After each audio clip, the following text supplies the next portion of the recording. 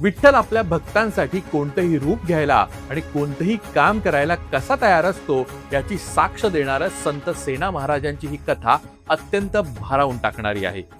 संत सेना महाराज हे व्यवसायाने नाभिक होते आणि ते दररोज राजाची सेवा करायला राजवाड्यात जात असत। एक दिवस सेना महाराज घरी विठ्ठलाच्या भजनात आणि कीर्तनात इतके तल्लीन झाले की त्यांना राजाकडे जाण्याची वेळच समजली नाही।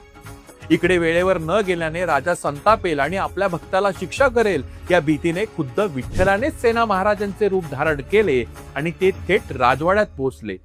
देवाने आपल्या भक्तासाठी चक्क त्याचे काम केले तेव्हा राजाला तेल लावताना वाटीत साक्षात चतुर्भुज विठ्ठलाचे रूप दिसले आणि त्या स्पर्शाने राजाचा सगळा शीण नाहीसा झाला। तेव्हाच राजा थक्क झाला। थोड्या वेळाने जेव्हा खरे सेना महाराज घाबरत राजवाड्यात पोहोचले तेव्हा राजाने थेट त्यांच्या चरणांवर मिठी मारली आणि घडलेला प्रसंग सांगितला।